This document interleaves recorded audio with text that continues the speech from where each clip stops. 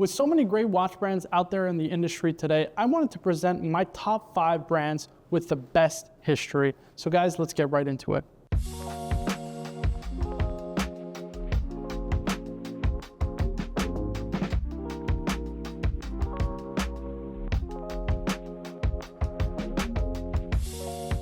Guys, thank you so much for all of your support. It's been amazing to see the channel grow so much over the past couple of weeks. I really do appreciate your support. So before the video starts, I'd really ask if you would like the video. Of course, subscribe for more videos like this in the future. I'm shooting for over 10,000 subscribers before the end of 2024. I'd really appreciate it if we can hit it. So guys, let's do it. So of course, there's so many watch brands out there with so much rich history. And so today I wanted to present what I feel are the brands with the best history out there. And of course, have the most illustrious past. Starting of course, first with one of my favorite brands, and that is Vacheron Constantin, the oldest continuous running watch brand since 1755.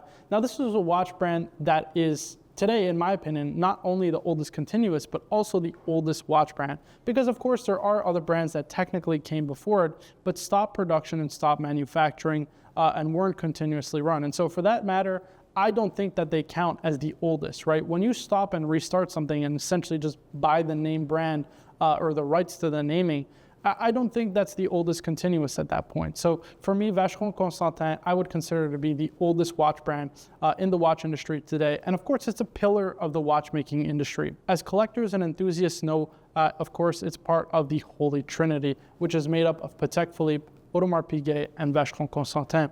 Essentially, these are the 3 best the Swiss watch industry has to offer. Now, of course, if you ask what are the 3 best watch brands out there, probably 1 or 2 of them wouldn't make most collectors' lists. However, I think these are 3 incredible, emblematic brands for the Swiss watch industry that showcase a lot of variety and showcase a lot of what the best Swiss watchmaking has to offer. The brand was founded by 24-year-old watchmaker Jean-Marc Vacheron, which is just incredible, who started his atelier with students there, which was essentially the start of his brand. It was later in 1819 when the founder's grandson teamed up with prominent businessman François Constantin to help expand the brand's sales and notoriety, and ultimately help promote the brand that is Vacheron today. Notable accomplishments for them include the thinnest watch in the world in 1955, and they later produced even one of the thinnest manual wind watches as part of the Histories collection, paying homage to that watch. The thinnest minute-repeating wristwatch in 1992, and in 2015, Vacheron Constantin created the reference 57260, an incredible pocket watch with a groundbreaking 57 complications, the most ever featured in a mechanical timepiece. It's incredible to think of the ingenuity and just the amount of brain power that would have been required to create this essentially work of art, right? It's just irreplaceable in the watch industry, and something that I think very few, if any, brands will be able to surpass.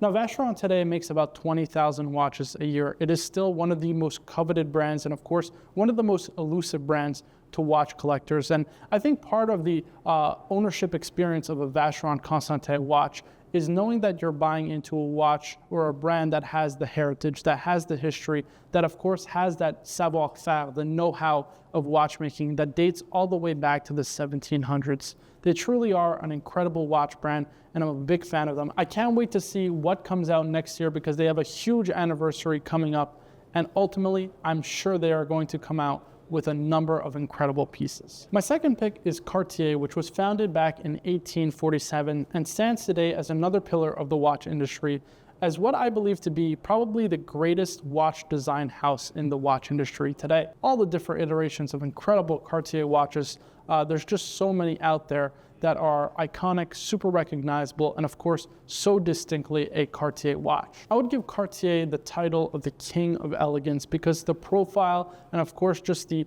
absolute elegance with which their watches wear is unlike anything else in the industry. And so for that reason alone, I would say Cartier definitely deserves that title. Cartier has many notable accomplishments that they achieved throughout their history in the watch industry. One of the most well-known being, of course, the Cartier Santos, which was, of course, the first pilot watch, the first sports watch, the first men's wristwatch, and of course, when it was created for Alberto Santos Dumont in 1904, which was just truly groundbreaking because at the time, pocket watches truly were the norm. Of course, Brigade created the Queen of Naples wristwatch for the Queen of Naples herself. However, this was a long, long time ago, and wristwatches really hadn't been seen in this form since, where the majority of wristwatches were essentially just converted pocket watches. While the story of the Santos is pretty well known today, it's the story of the crash that I find to be the most interesting.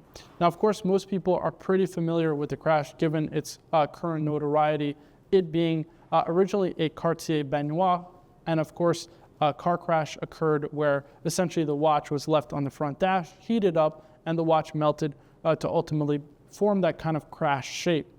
Now, if I'm a betting man, I think that story just isn't true at all. The simple fact is we've never seen that original watch from Cartier. Now, maybe it will surface up again in history if it is true. However, think about it like this. For such an important wristwatch in Cartier's history and ultimately Cartier's notoriety, why would they not even have the original mold for that wristwatch, which they ultimately took to design the future crashes after that?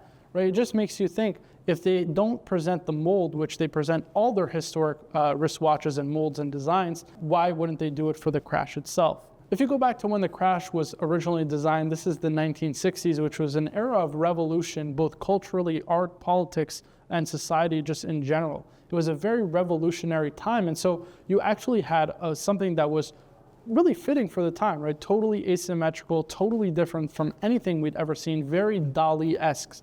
And it kind of connects to Salvador Dali because the head of Cartier at the time was a huge fan of Cartier, and he found out that he was actually going to help design watches for Bulgari, and supposedly he became very insulted, and so he kind of ripped off, to a certain extent, Dali work by creating the Cartier crash, or was, let's call it, highly inspired instead. Now, of course, Cartier is more well known as a design powerhouse, but that doesn't mean they didn't create some exceptional watches with some very fine movements in them. Particularly of note are those made from the CP collection, which is Cartier's collection Privé. Now, these are watches that are highly sought after by watch collectors due to the fact that they mix essentially Cartier's incredible design DNA with extremely fine movements from the likes of JLC, Piaget, and even, for example, in the Monopoussoir chronograph, the likes of F. Pigeon, de Bethune, and Denis Flageolet all in one. Now, even the modern collection Privé is extremely impressive from Cartier,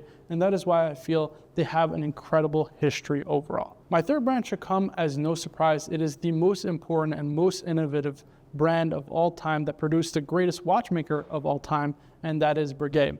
Of course, it was founded by Abraham Louis Brigade, which is, in my opinion, without question, the greatest watchmaker of all time at the age of 28 years old back in 1775.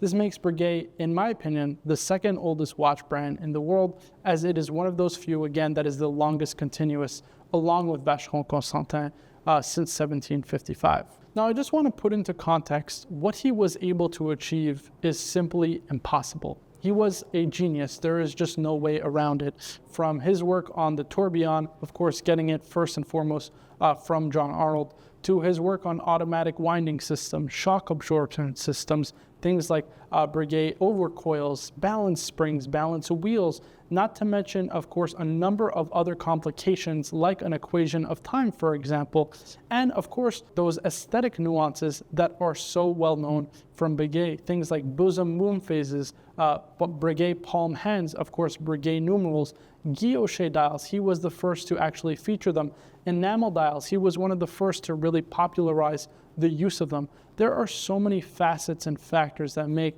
Abraham Louis Brigade, without question, the greatest watchmaker of all time. And, it would be a travesty if I didn't include the Brigade brand on this list. Now, the modern state of the Brigade brand is really a shame when you think about it.